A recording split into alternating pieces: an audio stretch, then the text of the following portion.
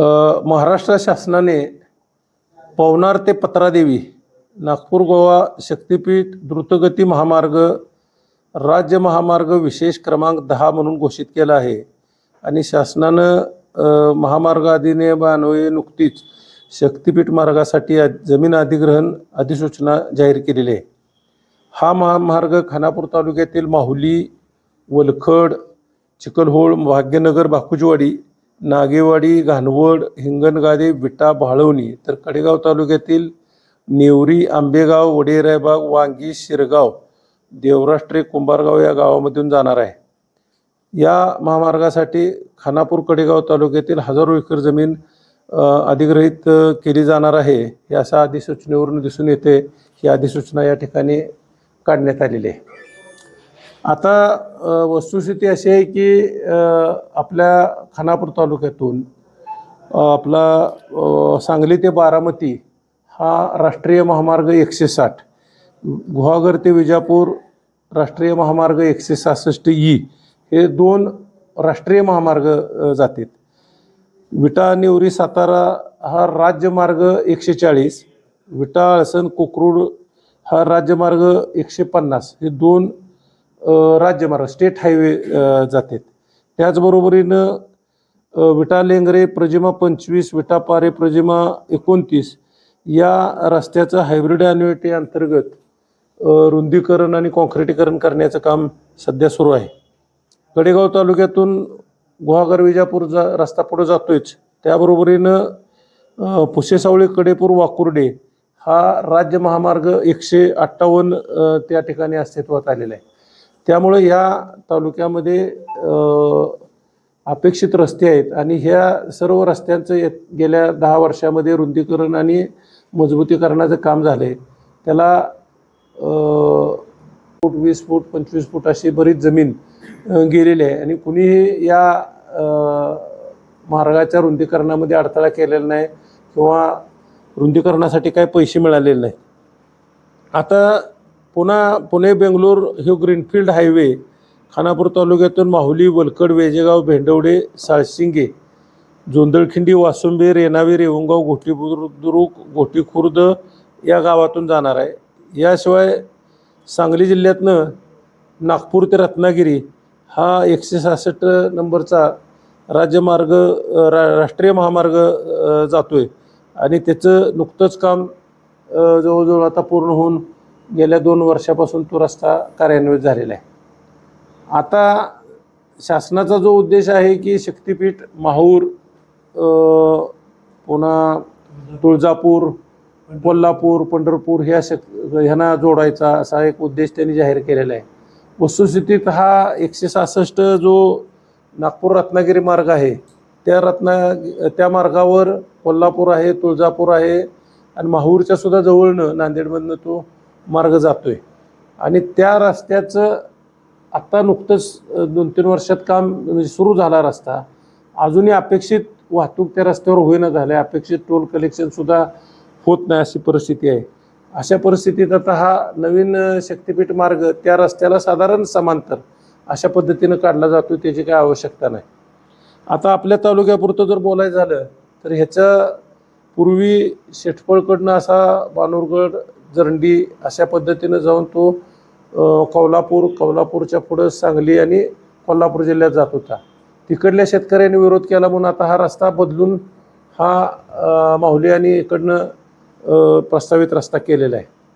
आता वास्तविक त्यांनी विरोध केला म्हणून हा रस्ता आमच्याकडे तुम्ही देताय, त्याचं पाणी येऊन आता ही सगळी जमीन ज्या भागातनं जाणार आहे ती जमीन बागायच्या बागचा लाभ शेतकऱ्यांना आता मिळतोय। शेतकरी त्या ठिकाणी थोडं पिकं घ्यायला लागला आहे आणि अशा परिस्थितीत गरज नसलेला हा शक्तिपीठ मार्ग आपल्या तालुक्यातनं नसावा अशा पद्धतीची साधारण शेतकऱ्यांची भावना आता गेल्या काही दिवसामध्ये चर्चेतनं दिसून आलेली आहे। आता हा मार्ग असा उन्नत मार्ग आहे, म्हणजे वरनं असा जातोय आणि त्याला दोन्ही बाजूनं कुंपण आहे। त्यामुळे त्या रस्त्यानं गावातनं मधनं जर गेला तर त्या मधनं एखादा जो रस्ता ठेवलेला आहे तेवढ्या रस्त्यानंच जायचं आहे। 1-1, 2-2, 3-3 किलोमीटर त्या गावातल्या शेतकऱ्यांना किरकोळ कामासाठी सुद्धा वळून जायला लागणार आहे. गावातनं शेतं बैलगाडी जाणार आहे किंवा ट्रॅक्टर जाणार आहे असे लहान लहान रस्ते, सगळे रस्ते ह्या भागातले बंद होणार आहेत. त्याबरोबरीनं नैसर्गिक ओढे नाले जे आहेत ते बऱ्याच ठिकाणी बंद होणार आहेत आणि ते नैसर्गिक ओढे व नाले बंद होऊन दुसरं आता पाणी जाणार अशा पद्धतीचं एक चित्र तयार होणार आहे.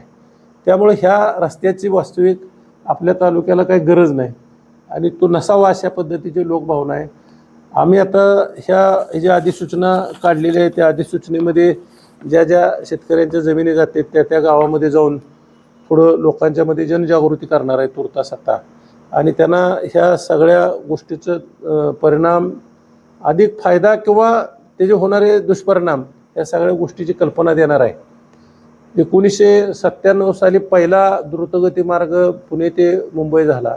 आज 30 वर्ष झाली तरी त्या रस्त्याकडेला कुठंही विकास कामं झालेली नाहीत किंवा त्या रस्त्यावर कुठंही झालेलं नाही.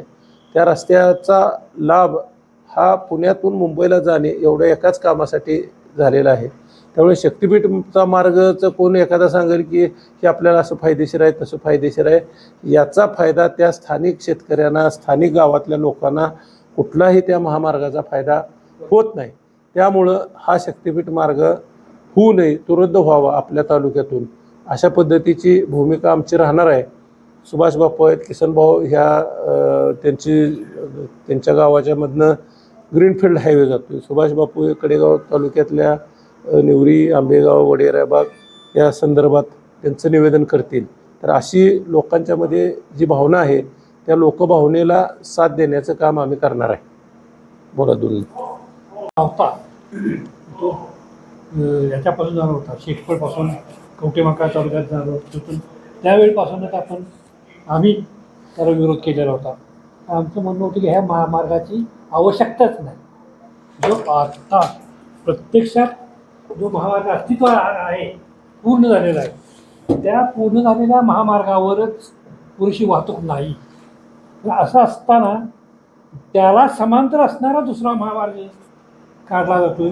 कुणाची मागणी नसताना, त्याची आवश्यकता नसताना हा महामार्ग कोणा मुख्यमंत्र्याच्या डोक्यात आला म्हणून तो काय होतो का आणि कुणाच्या फायद्यासाठी होतोय? या महामार्गानं इथल्या शेतकऱ्याचा काडीचाही फायदा होत नाही असा आमचा अभ्यास आहे. उलट इथल्या शेतकऱ्याचं अतोनात नुकसानच यामध्ये होत आहे. ह्या गावाला, ज्या गावातून आमचा हा नवीन महामार्ग जातो त्या गावातल्या शेतकऱ्याला किंवा तिथल्या लोकांना या शक्तिपीठ महामार्गाचा काही उपयोग नाही. पण जमीन मात्र जाणार आहे. जमीन जाऊन त्याचा मोबदलाही काही मिळणार आहे, ही त्याच्यापेक्षा वेगळी गोष्ट आहे. पण याची आवश्यकता नसताना जर तुम्ही आमच्यावर लादत असाल तर त्याला विरोध केला जाईल आणि लोकांना यामध्ये जागृत करून हे जे आत्ता अस्तित्वात असणारे महामार्ग आहेत त्या महामार्गाकडे दाखवत जाईल.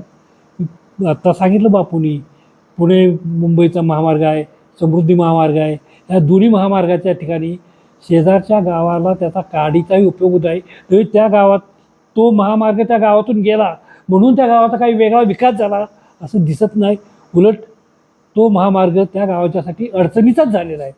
आमचं रस्ते पहिले आहेत की ज्यामुळं आमची वाहतूक व्यवस्थित चालू आहे, आमचं जनजीवन सुरळीत चालू आहे, त्याला बिघडवून तुम्ही वेगळा काहीतरी करत असाल, याला विकासाचं बोर्डच नाव देत असाल तर ते बरोबर नाही. यासाठी लोकांना संघटित करून याला विरोध केला जाईल.